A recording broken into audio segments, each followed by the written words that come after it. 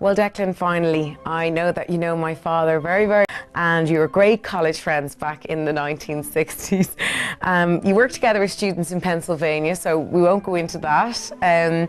But I hadn't actually known until quite recently that you were also in the same tutorial as my late mum, Laura. I'd love if you could read the tribute poem that you wrote for her and for me and for my father. You read it during her funeral. It's a very moving poem, and maybe you can explain a little bit about it as well. Anytime I look at you, I tend to see your mother, because you're almost a clone of your mother. But on that particular, on those heady days, late 60s, early 70s, we wore military coats, which were very fashionable at the time. We also had very long hair, when I had a good head of hair, and very, very bushy sideburns. And your mother used to refer to me as a Viking because of the very wiry sideburns. And the sort of enduring image I have of her is going across with your dad over to O'Dwyer's of Leeson Street, where we used to drink pints and eat King crisps, which were very unusual at the time. So I'll read the poem anyway, and this poem is entitled Laura, and it's dedicated to Mike and Lisa. Down Georgian stairways we teemed to lectures, disgorging later into the great hall. You bespectacled, your corkscrew hair centre-parted, 60s chic, your folder held loosely, binding wisdom from the lips of Gus Martin or Nuala Fayline. Teams a rag weak in their flamboyance, Mike's steadying arm as ever around you en route to banter in O'Dwyer's of Leeson Street. You called me a Viking, and I surely fit the bill with wiry whiskered cheeks, a strap for my bearskin hair and military coat. Our youth has paled like a wisp from Woodstock, our adult children outstripping us in years, the concert hall echoing our ghosts. Almost 4 decades chipping at the chalk face have erased our gentle revolution. Though we grieve for you with your paisley skirt, we see your beauty traced again, exposed in your daughter, her chic elegance and gracious confidence proof that you prevail.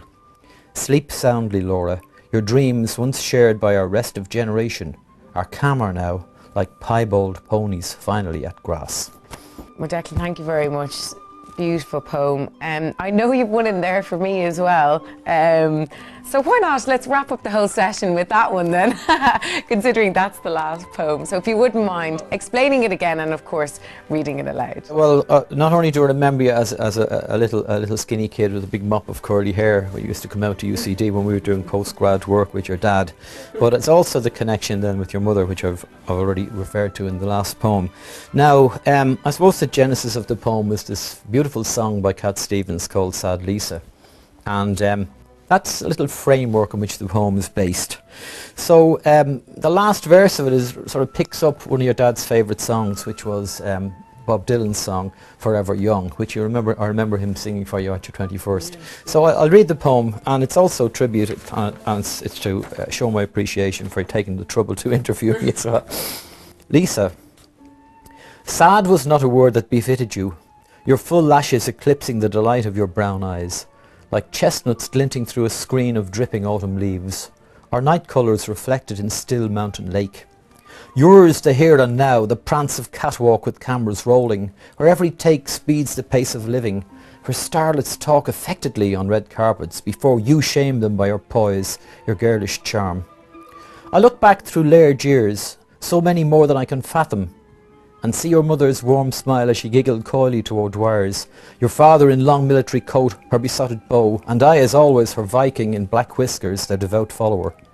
You still reflect their daring, realising all their aspirations, and I defer to your youth, your bearing, proud to have conveyed their inspiration.